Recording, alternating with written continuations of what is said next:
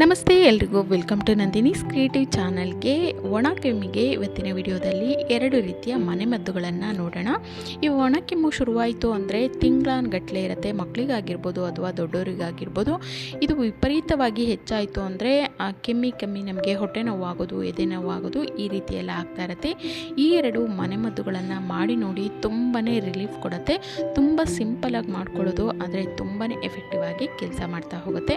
Video ಇಷ್ಟ ಆಯಿತು ಅಂದರೆ ಲೈಕ್ ಮಾಡೋದನ್ನು ಮರಿಬಾರ್ದು. ಹಾಗೆ ಸಬ್ಸ್ಕ್ರೈಬ್ ಆಗಿಲ್ಲ ಅಂದರೆ ಈಗಲೇ ಸಬ್ಸ್ಕ್ರೈಬ್ ಕೂಡ ಮಾಡ್ಕೊಳ್ಳಿ.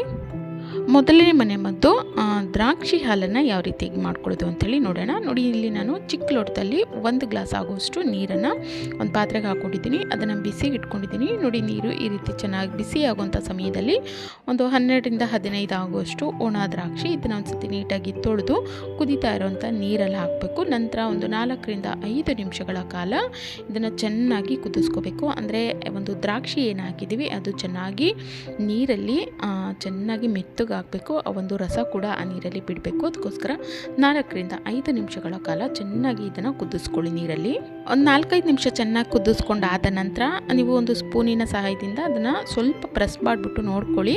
ಅದು ಸ್ವಲ್ಪ ಮೆತ್ತಗಾಗಿದೆ ಅಂತಂದರೆ ಗ್ಯಾಸನ್ನು ಆಫ್ ಮಾಡಿಕೊಂಡು ಇದು ಕಂಪ್ಲೀಟಾಗಿ ತಣ್ಣಗಾಗಬೇಕು. ತಣ್ಣಗಾಗೋದಕ್ಕೆ ಇದನ್ನು ಒಂದು ಸ್ವಲ್ಪ ಹೊತ್ತು ಹಾಗೆ ಬಿಟ್ಬಿಡೋಣ. ನೋಡಿ, ಅದು ಸ್ವಲ್ಪ ತಣ್ಣಗಾದ್ಮೇಲೆ ನಾನು ನೀರನ್ನು ಸಪ್ರೇಟಾಗಿ ಒಂದು ಲೋಟಕ್ಕೆ ಹಾಕ್ಕೊಂಡಿದ್ದೀನಿ. ನಾವೇನು ದ್ರಾಕ್ಷಿ ಬೇಯಿಸ್ಕೊಂಡಿದ್ವಲ್ಲ ಆ ದ್ರಾಕ್ಷಿಗಳನ್ನು ಸಪ್ರೇಟಾಗಿ ತಕ್ಕೊಂಡು ಅದನ್ನು ಕೈಯಿಂದ ನೀಟಾಗಿ ಮೆತ್ತಗೆ ಮಾಡ್ಕೋಬೇಕು. ನೋಡಿ, ಈ ರೀತಿ ಚೆನ್ನಾಗಿ ಇದನ್ನು ಕಿವುಚ್ಕೋಬೇಕು. ಈ ರೀತಿ ಮಾಡ್ಕೊಳ್ಳೋದ್ರಿಂದ ಆ ಒಂದು ದ್ರಾಕ್ಷಿಯ ರಸ ನಮಗೆ ಸಿಗ್ತಾ ಹೋಗುತ್ತೆ. ನಂತರ ನಾವೇನು ಸಪ್ರೇಟ್ ನೀರನ್ನು ತೆಗೆದಿಟ್ಕೊಂಡಿದ್ವಲ್ಲ ಅದನ್ನು ಸೇರಿಸ್ಕೊಂಡು ಈ ದ್ರಾಕ್ಷಿ ಚಿಕ್ಕ ಮಕ್ಕಳಿಗೆ ಕೊಡ್ತೀವಿ ಅಂದರೆ ದ್ರಾಕ್ಷಿಯನ್ನು ಈ ರೀತಿ ಶೋಧಿಸ್ಕೊಂಡು ಅದನ್ನು ಸಪ್ರೇಟ್ ತೆಗೆದಿಟ್ಕೊಳ್ಳಿ. ಅಥವಾ ದೊಡ್ಡವರು ಕುಡಿತೀವಿ ಅದನ್ನು ಹಾಗೆ ಜಗ್ದ್ಬಿಟ್ಟು ತಿಂತೀವಿ ಅಂದರೆ ಇದನ್ನು ಸಹ ನೀವು ಸೇರಿಸ್ಕೋಬೋದು. ಅಥವಾ ನಾವು ಬೇಡ ಅಂತ ಅಂದ್ಕೊಳ್ಳೋದಾದರೆ ಈ ರೀತಿ ದ್ರಾಕ್ಷಿಯ ನೀರನ್ನು ಮಾತ್ರ ನೀವಿಲ್ಲಿ ಈ ರೀತಿ ಶೋಧಿಸಿ ಎತ್ತಿಟ್ಕೊಳ್ಳಿ.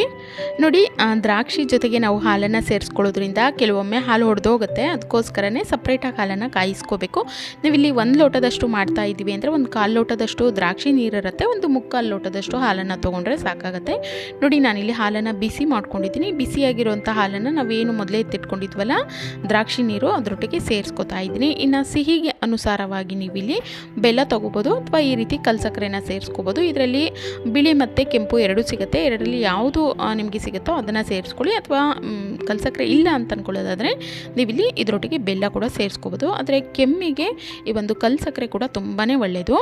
ಕಲ್ಸಕ್ಕರೆ ಹಾಕ್ಕೊಂಡಾದ್ಮೇಲೆ ಚೆನ್ನಾಗಿ ಮಿಕ್ಸ್ ಮಾಡಿಕೊಂಡು ಇದನ್ನು ರಾತ್ರಿ ಮಲಗುವಂಥ ಸಮಯದಲ್ಲಿ ಉಗುರು ಬೆಚ್ಚಗಿರುವಂಥ ಹಾಲನ್ನೇ ಕುಡಿಬೇಕು. ಅಂದರೆ ತುಂಬ ತಣ್ಣಗಾದ್ಮೇಲೆ ಕುಡಿಬಾರ್ದು, ಸ್ವಲ್ಪ ಬಿಸಿ ಇರೋಂಥ ಹಾಲನ್ನೇ ಕುಡಿಬೇಕಾಗತ್ತೆ. ಇನ್ನು ಇದನ್ನು ದೊಡ್ಡವ್ರು ಕುಡಿಬೋದು, ಜೊತೆಗೆ ಮಕ್ಕಳು ಸಹ ಈ ಒಂದು ಹಾಲನ್ನು ಕುಡಿಬೋದು. ಮಕ್ಕಳಿಗೂ ಕೂಡ ಇದು ಒಣ ಕೆಮ್ಮನ್ನು ಕಡಿಮೆ ಮಾಡೋದು ತುಂಬಾ ಹೆಲ್ಪ್ ಆಗುತ್ತೆ.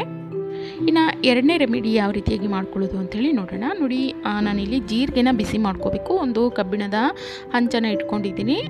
1 ಟೀ ಸ್ಪೂನ್ ಆಗೋಷ್ಟು ನಾನಿಲ್ಲಿ ಜೀರಿಗೆನ ಹಾಕ್ಕೊಂಡಿದ್ದೀನಿ. ಫ್ಲೇಮನ್ನು ಮೀಡಿಯಮಲ್ಲಿ ಇಟ್ಕೊಂಡು ಜೀರಿಗೆ ಒಂದು ಒಳ್ಳೆ ಘಮ ಬರಬೇಕು, ಅಲ್ಲಿ ತನಕ ಚೆನ್ನಾಗಿ ಹುರ್ಕೊಳ್ಳಿ. ನೋಡಿ, ಇದಾಗಿದೆ. ಈಗ ಗ್ಯಾಸನ್ನು ಆಫ್ ಮಾಡಿಕೊಂಡು ಇದನ್ನು ಬೇರೆ ಒಂದು ಬೌಲಿಗೆ ನಾನಿಲ್ಲಿ ಎತ್ತಿಟ್ಕೊತಾ ಇದ್ದೀನಿ.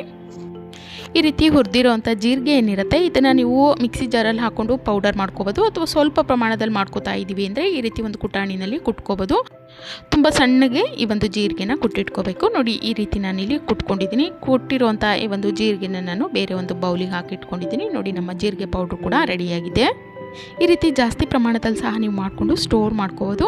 ಇನ್ನು ಜೀರಿಗೆ ನೀರನ್ನು ಮಾಡ್ಕೊಳ್ಳೋದಕ್ಕೆ ನಾನಿಲ್ಲಿ 1 ಗ್ಲಾಸ್ ಆಗೋಷ್ಟು ನೀರನ್ನು ಹಾಕ್ಕೊಂಡಿದ್ದೀನಿ ಒಂದು ಪಾತ್ರೆಗೆ. ಅದನ್ನು ಚೆನ್ನಾಗಿ ಬಿಸಿ ಮಾಡ್ಕೋಬೇಕು. ಅಂದರೆ ಕುದೀತಾ ಇರಬೇಕು ನೀರು, ಅಷ್ಟು ಕುದಿಸ್ಕೊಳ್ಳಿ. ನಂತರ ಈ ಕಡೆ ಅದೇ ಗ್ಲಾಸ್ಗೆ ನಾನು ಒಂದು 1/4 ಟೀ ಸ್ಪೂನ್ ಆಗೋಷ್ಟು ಈ ಒಂದು ಜೀರಿಗೆ ಪೌಡರ್ ಏನು ಮಾಡಿ ಇಟ್ಕೊಂಡಿದ್ವಿ ಅದನ್ನು ಒಂದು 1/4 ಟೀ ಸ್ಪೂನ್ ಆಗೋಷ್ಟು ಹಾಕ್ಕೊಂಡಿದ್ದೀನಿ. ನಂತರ ಸಿಹಿಗೆ ನೀವು ಇಲ್ಲಿ ಕಲ್ಸಕ್ಕರೆ ತೊಗೋಬೋದು ಅಥವಾ ಬೆಲ್ಲ ಸಹ ನೀವು ಇಲ್ಲಿ ತೊಗೋಬೋದು. ಸಕ್ಕರೆ ಬೇಡ, ಕಲ್ಸಕ್ಕರೆ ಅಥವಾ ಬೆಲ್ಲ ಎರಡರಲ್ಲಿ ಯಾವುದನ್ನಾದರೂ ತೊಗೊಳ್ಳಿ. ನಾನಿಲ್ಲಿ ಬೆಲ್ಲನ ಪುಡಿ ಮಾಡಿ ಹಾಕೋತಾ ಇದ್ದೀನಿ. ನಿಮ್ಮ ಸಿಹಿಗೆ ಅನುಸಾರವಾಗಿ ನೀವು ಇಲ್ಲಿ ಹಾಕೋಬೋದು. ನಂತರ ನೀರನ್ನು ಚೆನ್ನಾಗಿ ಕುದಿಸ್ಕೋಬೇಕು. ಕುದಿಯೋವಂಥ ನೀರನ್ನು ಈ ಪೌಡರು ಮತ್ತು ಬೆಲ್ಲ ಹಾಕ್ಕೊಂಡಿದ್ವಲ್ಲ ಆ ಒಂದು ಲೋಟಕ್ಕೆ ಹಾಕ್ಕೊಂಡು ಇದನ್ನು ಚೆನ್ನಾಗಿ ಮಿಕ್ಸ್ ಮಾಡ್ಕೋಬೇಕು. ತುಂಬ ಚಿಕ್ಕ ಮಕ್ಕಳಿಗೆ ಕೊಡ್ತಾ ಇದ್ವಿ ಅಂದರೆ ಇದು ತರಿಯಾಗಿರುತ್ತಲ್ಲ ಜೀರಿಗೆ, ಅದನ್ನು ನೀವು ಶೋಧಿಸ್ಕೋಬೋದು. ಈ ನೀರನ್ನು ಶೋಧಿಸ್ಬಿಟ್ಟು ಈ ಒಂದು ಜೀರಿಗೆ ನೀರನ್ನು ಕೊಡ್ಬೋದು. ನೋಡಿ, ಈ ಒಂದು ಜೀರಿಗೆ ಪೌಡರ್ ಏನಿದೆ ನಾವಿಲ್ಲಿ ಹುರಿದ್ಬಿಟ್ಟು ಈ ಒಂದು ಪುಡಿನ ಮಾಡ್ಕೊಂಡಿರೋದ್ರಿಂದ ಇದ್ರ ಫ್ಲೇವರ್ ಕೂಡ ಕಡಿಮೆ ಆಗೋದಿಲ್ಲ, ಜೊತೆಗೆ ಇದು ತುಂಬ ದಿನಗಳ ಕಾಲ ಹಾಳಾಗೋದಿಲ್ಲ, ಹಾಗೆಯೇ ಇರುತ್ತೆ. ಜಾಸ್ತಿ ಪ್ರಮಾಣದಲ್ಲಿ ಕೂಡ ನೀವು ಮಾಡಿಕೊಂಡು ಸ್ಟೋರ್ ಮಾಡ್ಕೋಬೋದು. ನೋಡಿ, 1 ವರ್ಷದ ಮೇಲ್ಪಟ್ಟಂಥ ಮಕ್ಕಳಿಗೆ ಕೊಡ್ತಾ ಇದ್ದೀವಿ ಅಂದರೆ 2 ಟೀ ಸ್ಪೂನ್ ಆಗುವಷ್ಟು ನೀವು ಈ ಒಂದು ಜೀರಿಗೆ ನೀರನ್ನು ಮಕ್ಕಳಿಗೆ ಕೊಡ್ಬೋದು. ಅಥವಾ ಒಂದು 4-5 ವರ್ಷದ ಮೇಲ್ಪಟ್ಟಂಥ ಮಕ್ಕಳು ಅಂದರೆ ಒಂದು ಅರ್ಧ ಗ್ಲಾಸ್ ಆಗುವಷ್ಟು ಈ ಒಂದು ಜೀರಿಗೆ ನೀರನ್ನು ಕುಡಿ. ಇನ್ನು ದೊಡ್ಡವರಿಗಾದರೆ ನೀವು ದಿನದಲ್ಲಿ 3-4 ಬಾರಿ ಕೂಡ ಈ ಒಂದು ಜೀರಿಗೆ ನೀರನ್ನು ಕುಡಿಬೋದು.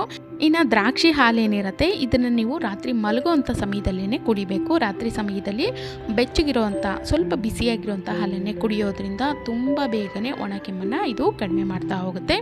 ಜೀರಿಗೆ ನೀರನ್ನು ದಿನಕ್ಕೆ ನೀವು 3-4 ಬಾರಿ ಕುಡಿತಾ ಬನ್ನಿ. ಖಂಡಿತವಾಗ್ಲೂ ಒಣ ಕೆಮ್ಮು ಏನಾಗ್ತಾ ಇರುತ್ತೆ ಅದನ್ನು ತುಂಬ ಬೇಗನೆ ಕಡಿಮೆ ಮಾಡುತ್ತೆ. ಇನ್ನು ತುಂಬ ಹೊಟ್ಟೆ ನೋವು ಆಗ್ತಾ ಇರುತ್ತೆ, ಕೆಮ್ಮಿ ಅಥವಾ ಎದೆ ನೋವು ಆಗ್ತಾ ಇರುತ್ತೆ, ಅದನ್ನು ಸಹ ತುಂಬ ಬೇಗನೆ ಕಡಿಮೆ ಮಾಡಲು ಈ ಒಂದು ದ್ರಾಕ್ಷಿ ಹಾಲಾಗಿರ್ಬೋದು, ಜೀರಿಗೆ ನೀರಾಗಿರ್ಬೋದು ತುಂಬಾ ಸಹಾಯಕವಾಗುತ್ತೆ. ಇನ್ನು ಈ ಒಂದು ದ್ರಾಕ್ಷಿ ಹಾಲು ಏನಿರುತ್ತೆ ಕೆಮ್ಮಿದ್ದಾಗ ಅಂತಲ್ಲ, ನಾವು ಮಾಮೂಲಿ ದಿನಗಳಲ್ಲೂ ಕೂಡ ಪ್ರತಿದಿನ ಕುಡಿಯೋದ್ರಿಂದ ನಮ್ಮ ಆರೋಗ್ಯ ಕೂಡ ವೃದ್ಧಿ ಆಗ್ತಾ ಹೋಗುತ್ತೆ.